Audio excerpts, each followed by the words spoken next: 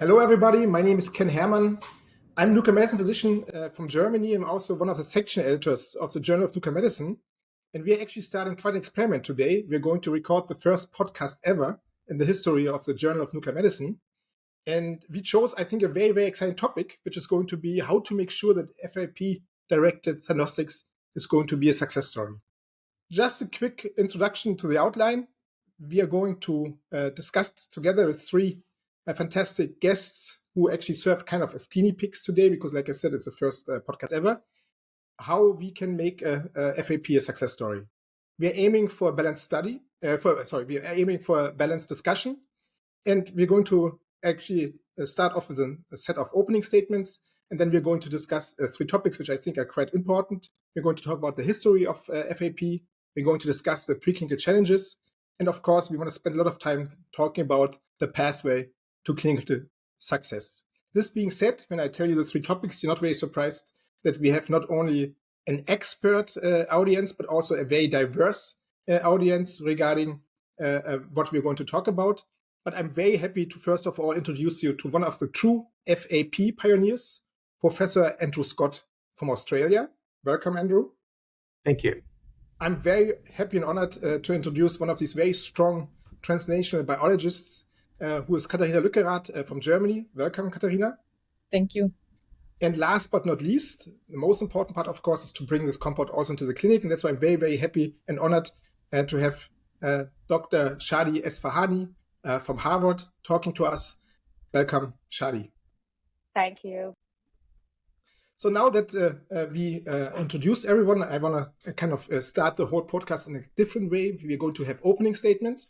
But in contrast to talk shows, you know very well, where we all start with a very provocative, potentially contradicting today's statement. We're doing some things a little bit different. We're going to take advantage of the Amazon working backwards model, where I actually will ask all the three guests today to tell me what would the perfect press release look like in a couple of years from now, let's say 2027, 2028, if the podcast we have today will be a real success. And I'm now actually not starting with the strong females we have in the podcast, but with the person who has the most experience in FAP. And that's why, Andrew, I would like to kick it off with you. Well, thank you very much, Ken. I've actually got two press releases because I actually believe that it's likely that we'll need to be pursuing and then have an approval for a FAP imaging molecule first. So a press release which actually relates to the pivotal trial which results in approval for imaging. And then I have created another draft press release for the first therapeutic approval for FAP targeting molecules. So the first is called New Imaging Test Improves Detection of Cancers, Has Major Impact on Patient Care, dated June 2027. So the results of a prospective multi-center phase 3 trial exploring the management impact of a radiolabeled FAP molecule were presented today at the Society of Nuclear Medicine and Molecular Imaging Conference. The DETECT study evaluated gallium-68 FAPI in 300 patients with known or suspected pancreatic, ovarian, and unknown primary cancer, and assessed the presence of disease and management impact of this new imaging test compared to information from standard imaging scans. Gallium-68 FAPI had a sensitivity of 92% and a specificity of 93% for sites of cancer, and altered the management of patients in 40% of cases. These results exceeded the primary endpoints of the study and demonstrate that gallium-68 FAPI provides superior information compared to standard imaging in patients with these cancers. These results clearly demonstrate the clinical impact of gallium-68 FAPI, and a BLA filing for regulatory approval is planned. And then I have a comment. Professor Ken Herrmann, nuclear medicine expert, said, the positive results from the DETECT study are a major advance in the management of patients with pancreatic, ovarian, and unknown primary cancers. And based on this result, we look forward to having this imaging test approved and able to be used in our patients as part of their routine care. Andrew, this is fabulous. And I have to say, I'm very sorry for Shadi and for Katharina that I asked you first, because you set the bar super, super high. So, but this was really excellent. But now I even want to hear more the therapeutic press release. So the therapeutic press release will be released in 2030 in June. because it takes a little bit longer for a therapeutic study. Positive results of the phase 3 tandem study to be presented at the ASCO meeting.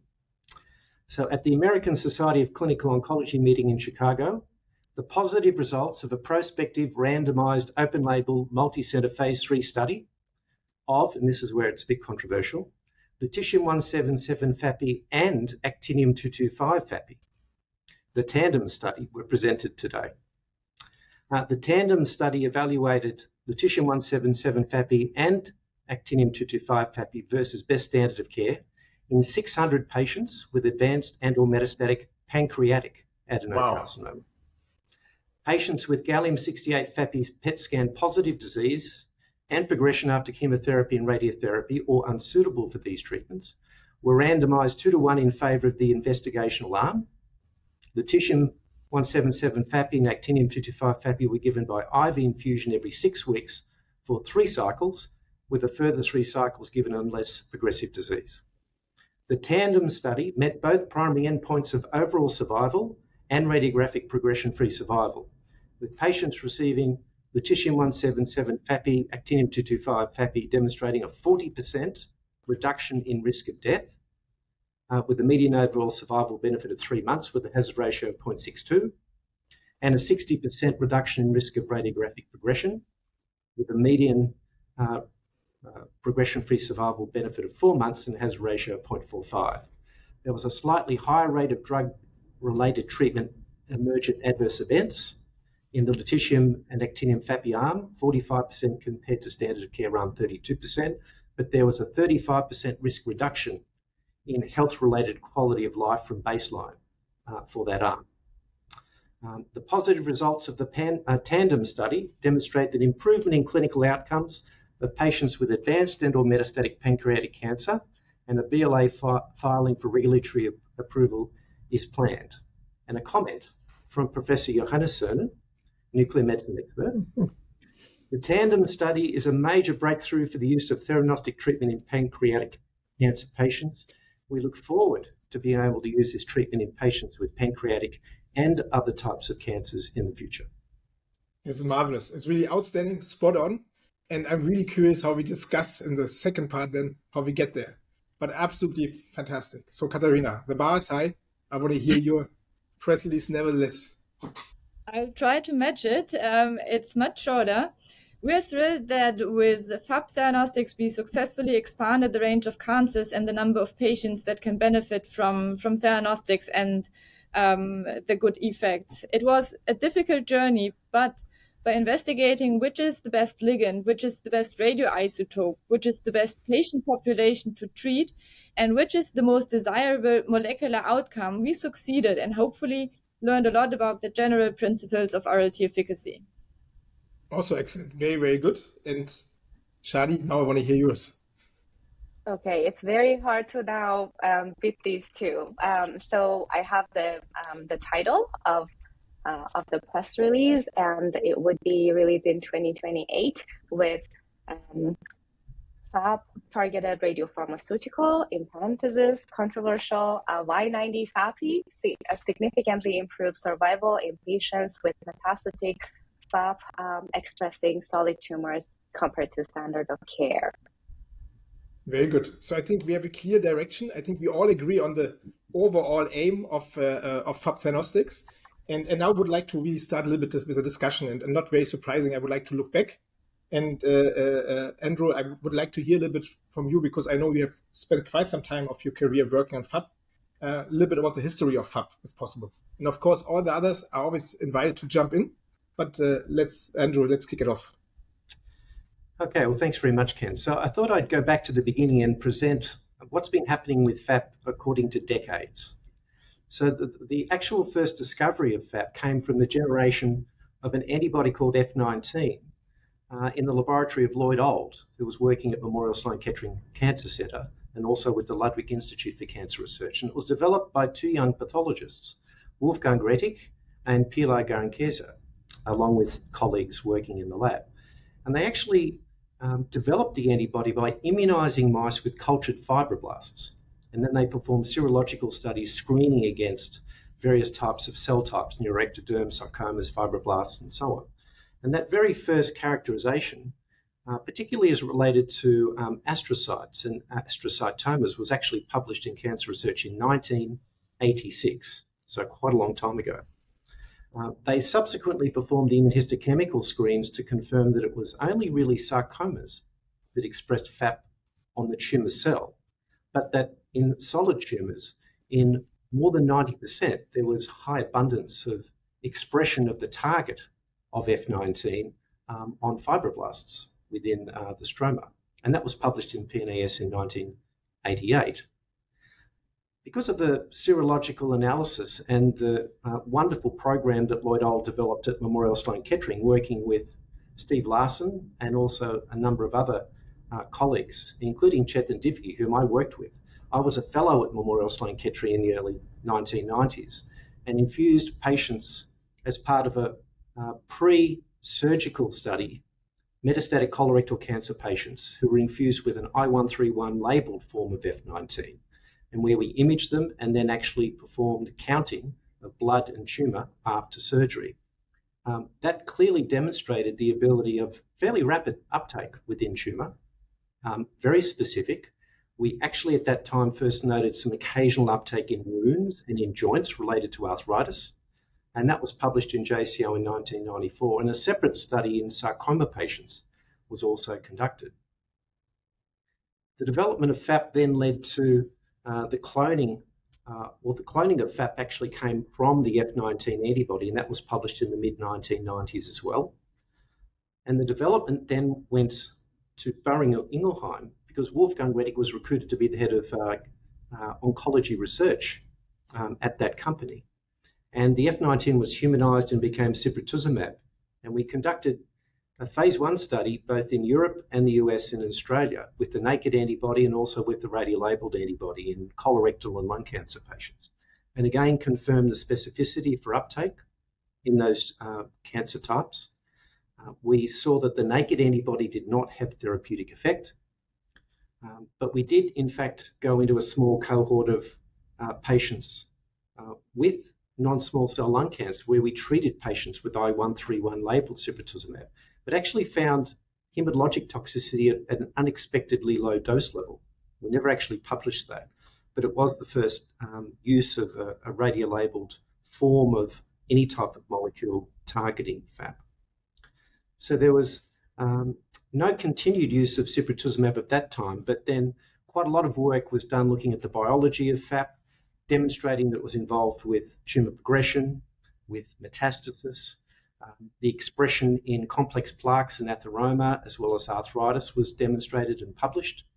Small molecules to FAP, particularly the PT100, were evaluated in clinical trials in the 2000s, but found to not be effective at that time. And even additional antibodies and preclinical studies with lutetium-177 labelled antibody was published in the early 2010s as well. I think the next decade was really marked by a lot of the analysis of the biology of FAP, and I know that Katharina will discuss that, particularly Doug Fearon's work, where he showed that FAP had a clear role in immune function, and particularly that the ablation of FAP-positive caps could clearly impact on T-cell function, and also had an impact on myeloid cell migration, which would clearly have an impact on the immunosuppressive microenvironment as well. And a lot of work has subsequently been done in that space. And of course, there were additional preclinical studies with CAR T cells, with bispecifics, and with ADC formats along that way. But I guess it's over the last probably 8 to 9 years that the work from the Heidelberg group on the FAPI compounds has really brought FAP into the attention of not just nuclear medicine, but across the broader clinical communities. And so we know the history now of various FAPI molecules that have been assessed both for imaging and more recently for therapeutic studies. But I would mention that there are in fact FAP-based studies ongoing with CAR T cells, with bispecifics, with fusion proteins, combinations with immune checkpoint inhibitors, and even vaccines, which are ongoing as well. And I think one of the lessons that's been learned in recent times is that engagement with FAP is quite different to many other types of glycoproteins. So a way to improve the uptake and retention, an area under curve, will be critical for the therapeutic approaches moving forward. And there's a whole range of new molecules that are being developed that target FAP in that space. So I'll leave it at that. Super. That was a fantastic introduction and overview. And of course, one of the very important ways to get such a compound in the clinic is understanding its role preclinically. So Katharina, what do we know, and especially what do we not know about FAP preclinically? I guess it's what we know that was already covered by Andrew. It's the very prominent function in tumorigenesis and also immunosuppression, metastasis. So a lot of functions associated with bad guys in the tumor microenvironment. But we actually don't know a lot about who these bad guys really are, because what probably mostly the advent of the single cell omics techniques has brought us is a better understanding of how heterogeneous the tumor microenvironment is, and especially also how heterogeneous the cancer-associated fibroblast compartment, the CUF compartment, is. And so we have a lot of different subtypes of fibroblasts, and some of them express FAP, maybe some not, but we don't have a very good understanding of which of the cell type we are actually targeting, and if we are really targeting the component in the stroma that is truly responsible for the tumors being so aggressive, or if we also, for example, target fibroblasts that help to restrain the tumor.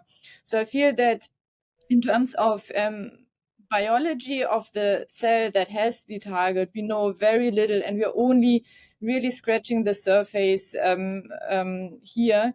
And this, to me, is impeding the progress in especially theranostic development. I feel that if we understand that better, then we can also improve our strategies accordingly. So, of course, I want to hear later how you want to do this. But before, I want to jump to Shadi, because Shadi is one of the co-PIs of one of the diagnostic trials of FAPI PET imaging in the US. And of course, I want to hear a little bit about your experience, but I want to hear even more what you think are overall good strategies to establish FAP-directed imaging as a diagnostic. Yeah, thank you, Ken. Yes, we have an ongoing clinical trial on the F18 FAPI-74 in patients with GI malignancies, and it's been very successful so far in terms of recruitment and conduction.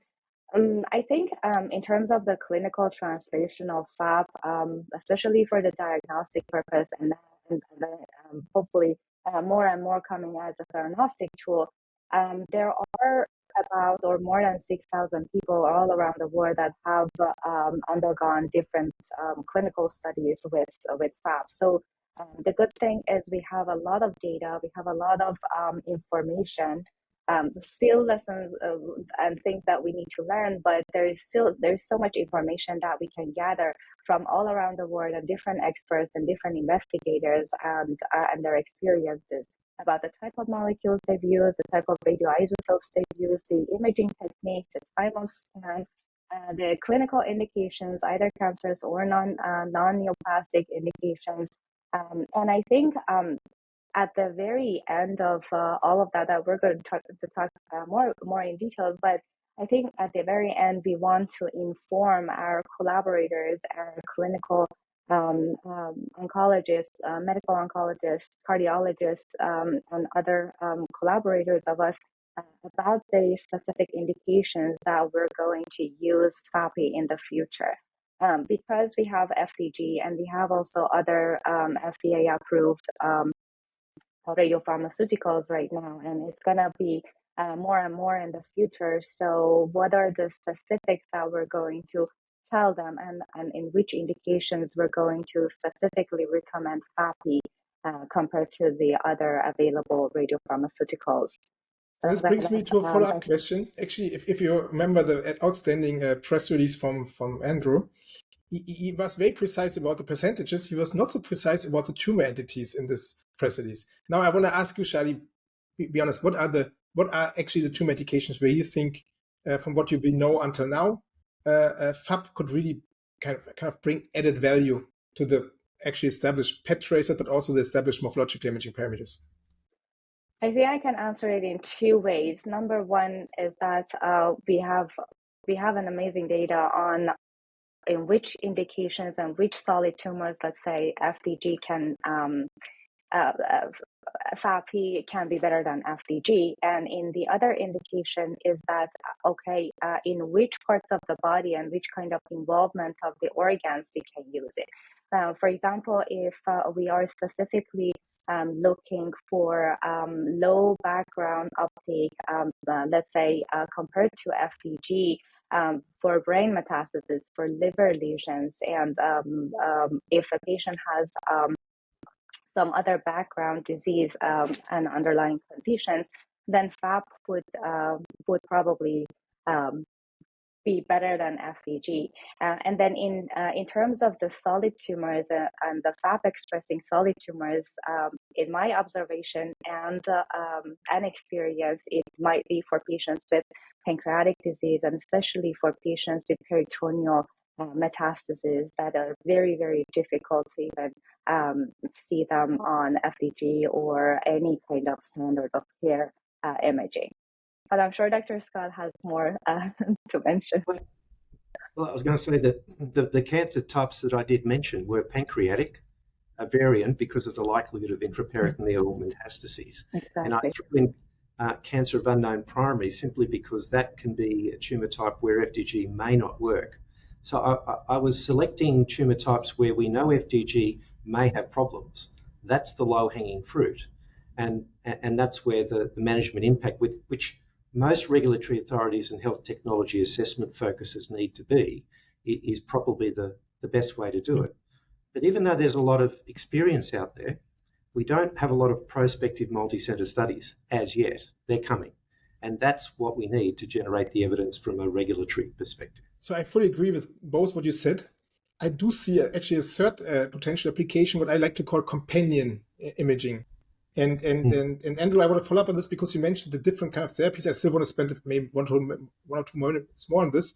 There are a couple of FAP-directed therapies ongoing. I'm not aware of an ADC, but you mentioned CAR-T.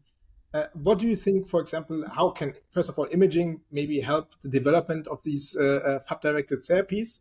Can and if, how? And the second thing is, how should we position our radioligand therapy, for example, in comparison to CAR-T or and to vaccination therapy? Yeah. So I think that both FDA and EMEA clearly want companion diagnostics that can enrich patient populations, both for clinical trials as well as for approved drugs. So it could be argued that any FAP-directed therapy would benefit from patient selection to enrich the populations most likely to respond.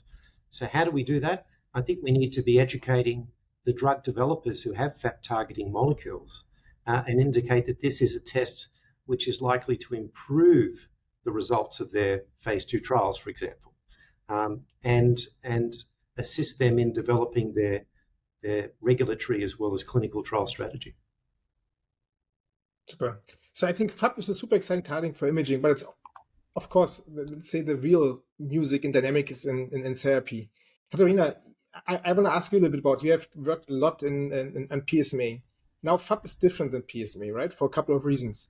Could you tell me and the audience a little bit about what is the potential role of FAP, if it's like directly or non-directly expressed on tumor cells? And the second thing is what you suggest us that we take into account when we want to actually translate the therapeutic into non-epithelial tumors in the clinic.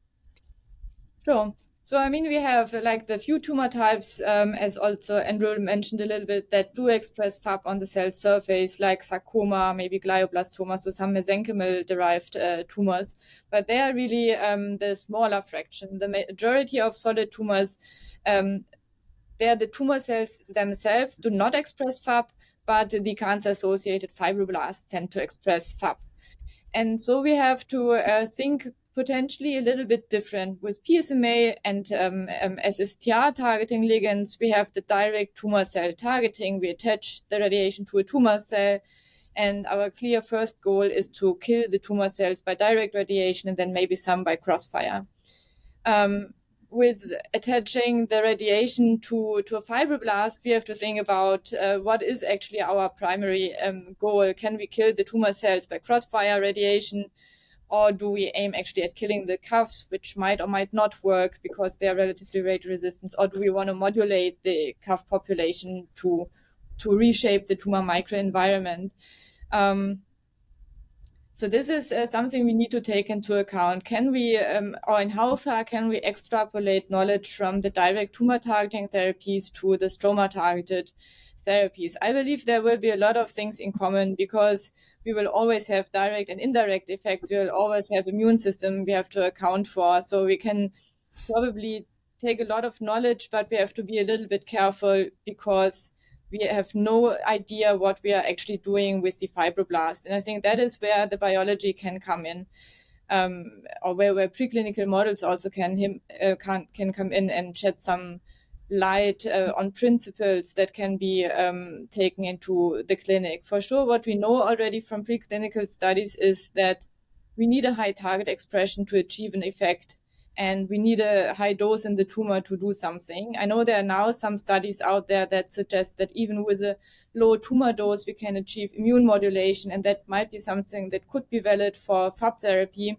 So we would open niche for combination with immunotherapies, but that will also not work in all tumors. So we cannot say like one strategy works for all the tumors that are FAP positive. So we really have to go and look carefully at the biology of the different entities and study what are the effects, which ones can we use for extrapolation to the clinic. And in that regard, it will also be very important to have a look at clinical samples, liquid biopsies, or wherever available tissue biopsies, and see what's really going on. So Katharina, you and your group, you care a lot about pancreatic ductal adenocarcinoma, so PDAC. So from what I understood and learned from you, does it make sense that we try to actually treat PDAC patients with FAP-directed monotherapy? Or is it something where you say from the beginning, from the biology, it's probably not the smartest step to move forward? I don't think that in general, I have a hard time believing that any monotherapy against aggressive cancer will be curative on its own, but especially in PDAC, where we know it's super treatment resistant, we won't achieve a curative effect. And then we also know that not all the fibroblasts in the pancreatic tumor are FAP positive. Then we have different environments within a tumor. We have hypoxic areas, so we have to also consider that we have conditions where the radiation might work better and where it might work worse. And especially in PDAC, where we only have 10 to 20% of tumor cells, and the rest is a mixture of stromal components, not only the fibroblasts, also very different cell types. We will need combination therapies. One option is surely immunotherapy, but I think in order to really say, well, this would be the approach for pancreatic cancer, we need to first figure out what we are actually doing in the pancreatic cancer tissue when we apply FAP radioligand therapy, to see like which changes are happening. Is it really an opening for an immunotherapy? Do we need to loosen this tumor? Can we do it? These are all the open questions to which we don't have answers. I believe that targeting FAP in PDAC is something that could work, or targeting fibroblasts maybe more generally. Maybe I talked a little bit about the CAR T, and there's now this paper from the Ellen Puré group where they use the FAP CAR T cells to get rid of some FAP CAF, and then they come in with another targeting agent, in their case, mesothelin targeted CAR T cell, which doesn't work if you don't first target FAP. So maybe targeting FAP could be opening a door for other therapies, but which therapies these are, we don't know yet. So now I'm handing on the question to Shadi, because from the clinical perspective, combination therapy is super exciting. What are for you the most favorite combination partners for FAP therapy? Thanks, Ken. Yes, this is a very general question. I think one thing that I wanted to say at the very beginning is that in our clinical practice, in patients with, let's say, if they're receiving treatment with Lutathera or Pluvicto for PSMA and SSTR targeted treatments, one question that we always receive from our patients is that, doctor, I'm here with you for a couple of months. What is next? So what can we do to prevent this question? if we are going to work on FAP-targeted radioligand therapy. So I think we all have to ask ourselves this question and think about it. As Katharina mentioned, there are many ways that we can have a successful or more successful combination therapy, obviously with the immune checkpoint inhibitors and also with the standard or the novel molecularly targeted therapeutics. We can certainly think about the combination therapy. One exciting area for me is that because the low dose or submaximal dosage of the radioligand therapy can potentially modulate the tumor microenvironment, can we use that as a basis and then see what the change is in the tumors, and then hit the tumors with the additional molecularly targeted therapy or chemotherapy or any kind of agent that we want to administer. So I think there is still a long way, but I'm very hopeful. So excellent. And again, we have 10 more minutes, and I want to now actually break up the discussion, make an open discussion.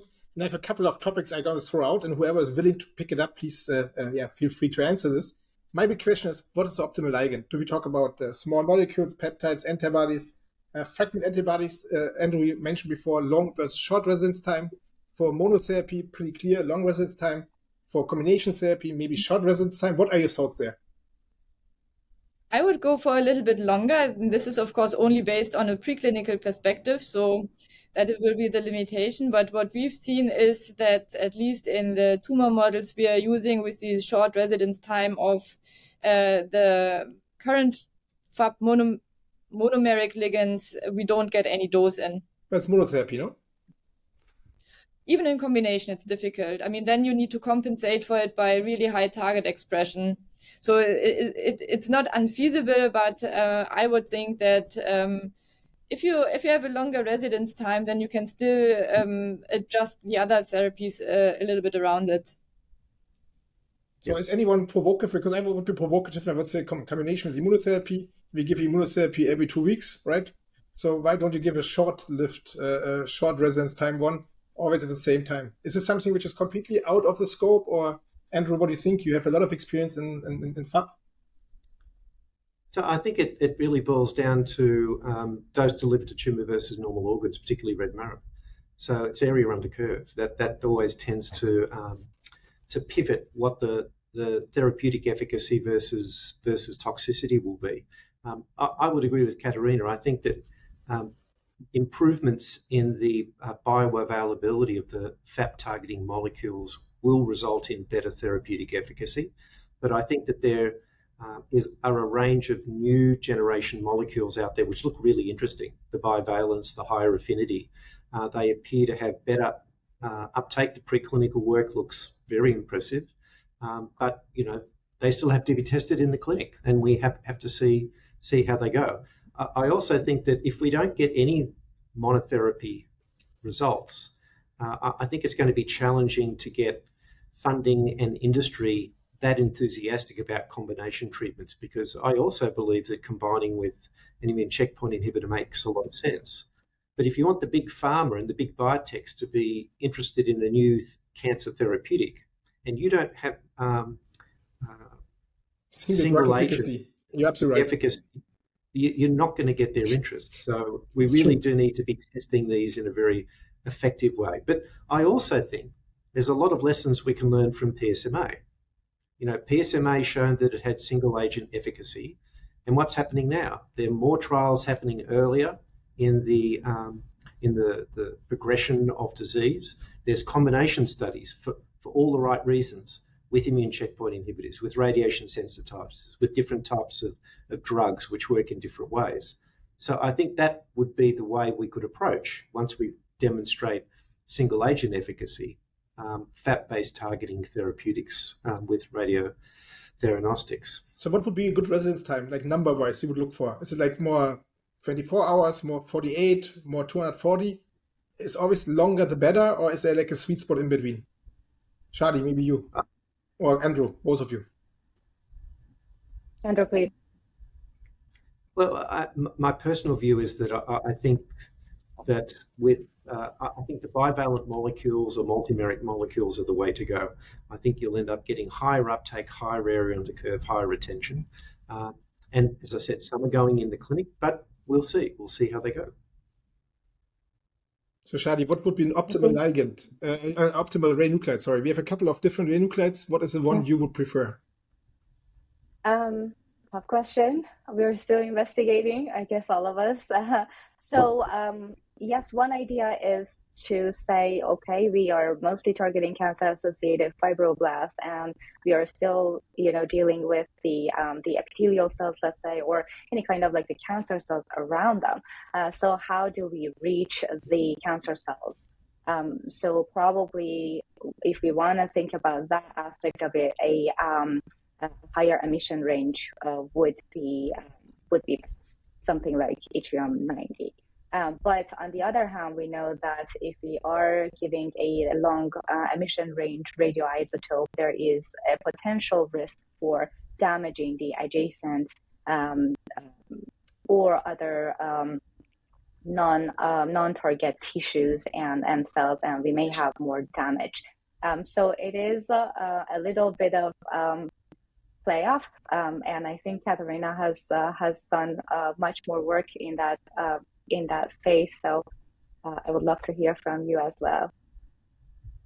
Yeah, so I feel it's maybe too early to say which one is the best, because one approach is just to test which one works better. Of course, we can do that, and this will be done. But in order to really say what is best, I feel we need to first understand what do we want to achieve, or what do we need to achieve when we target radioligands to FAP. Do we need to kill the CAFs? Do we need to kill the tumor cells? Do we need to modulate the immune system? Do we need to reprogram the tumor microenvironment? Do we need to do all of these? And when we know this, then we can decide, do we need higher energy or do we need a longer range? Because if we now take from PSMA and then again mouse models, we've seen that actinium, for example, worked better than lutetium even in heterogeneous tumors. And at first it was surprising, but now with more and more evidence on the importance of especially the immune system and RLT efficacy, maybe it's not so surprising. So if we limit our view to, we want to induce DNA damage in the tumor cells and kill tumor cells, this is of course an important aspect, but this is too limited to really grasp how we can make RLT optimally efficient. So Andrew, you already said lutetium actinium, the tandem, but are there any like lead where you would say this is also something where could be a dark horse? What are your thoughts? I mean, I agree with everything that's been said. I don't think we know, which is why I thought I'd be provocative and put them both in together. The practical reality is that it's going to be very difficult to develop a combination strategy as part of a clinical development plan. You would need to develop lutetium up through the phase 2 program. You'd need to develop actinium separately because you have to assess the toxicity and efficacy of each separately as well. But it is possible that the combination of both may give you the best outcome. The alpha particles to modulate the immune microenvironment, make it more likely that the reduction in immune suppression from myeloid cells, T cell migration will help, but then killing cancer cells with the beta particle emissions may also be relevant as well. Plus I like the sound of tandem, so that's why I threw it in. No, it's definitely a good sound. So I have 2 more rounds and will ask each of you the same question. The first question is going back to the press releases. What would be the recommended next steps from your point of view to really achieve this? And Shadi, I start with you.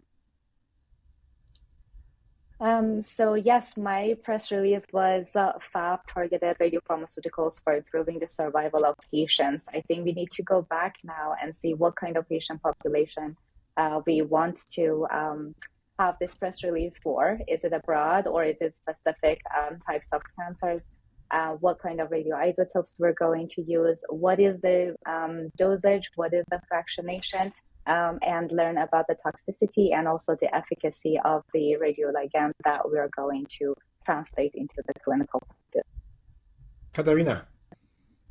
We need to dig deeper into the mechanism, maybe even in general, how radioligands interact with the tumor tissue, so with the CAF, with the immune cells, and with the other components. And we need to establish the relevance of the dose, the tumor radiation dose to the effects, because it's likely that different doses might shape the microenvironment in a different way. So I feel that these mechanistic analyses performed in mouse models, but in relevant mouse models, so we really should put effort to make them as relevant as possible and not to use any mouse model, but also in the analysis of patient samples that are collected when patients are being treated and are being followed up to really get a good glimpse of what could be going on. So Andrew, you had 2 press releases, so you qualify also for double amount of recommendations for the future. Well, I actually had two different comments to make. The first is that I think that it's very important that we continue with these informed academic-based clinical trials to answer these questions. Is it better for alphas? Is it better for beta particle emissions? What sort of combination treatments should we be looking at? To use the preclinical data to look at information which can inform the design of these clinical trials. So I think all of that is absolutely essential. But stepping back and being absolutely practical about this, the only way we're ever going to have these therapies approved is if there is 1 or 2 of the best FAP targeting molecules identified. They have to be linked to a company that's prepared to put in the large investment to do the large multi-center phase 2, phase 3 trials in order to generate the evidence and have the distribution network to enable them to be able to have this therapy available beyond just a few specific trial sites. So I think we've got a bit of work to do in both of those areas. And the next year or 2, I hope, will give us the information to determine where the trials need to go and what are the key molecules that will probably be going forward into those larger phase 2, phase 3 trials. Super. So nuclear medicine and Theranostics is experiencing a fantastic time, right? But we still need to attract more young people to our field. One of the ideas of this podcast is actually a kind of really potentially to serve as an outreach to attract young talent to our field. I would like to use a final statement to each of you, say, why do young people who listen to us or hopefully listen to us need to end up in Theranostics and in nuclear medicine? And Katharina, I start with you because you're the biologist. And why should we join your group, for example? Because it's a super exciting field where you are absolutely close to the clinic and where you can really discover things and do a lot of groundbreaking work. You're not lost in tiny details, but you can really find answers to urgent and pressing clinical questions. Thank you. Shadi. Nuclear medicine and molecular imaging is an evolving field with lots of current and upcoming molecularly targeted radiopharmaceuticals for both diagnostic and treatment purposes, and it changes the shape of the practice. Andrew. Well, I think that Theranostics and nuclear medicine, it's never been more exciting. I think there's lots of opportunities for work, for physicians to travel the world, to see new places, to work with interesting people, and to give benefit to patients. And at the end of the day, if you have a job which you enjoy and where you're giving benefit to others, that's something we should all be looking for. Fantastic. And I really want to thank you. First of all, the panel. I have to point out that we have people joining very early in the morning, people joining very late in the evening. So Andrew, thank you very much for accommodating this. I want to, of course, thank the audience. I want to thank a lot SNMI who made this happen at JNM. I think this was an exciting premiere. Please all give us constructive feedback. We really want to learn. It's the first time. It's unlikely that we hit a home run the first time at base. So please let us know what we have to do better. And then, of course, we would also love to hear suggestions for potential new topics. This being said, thank you very much. I couldn't be more happy with this panel I had today for the premiere. So thank you very much and stay in touch.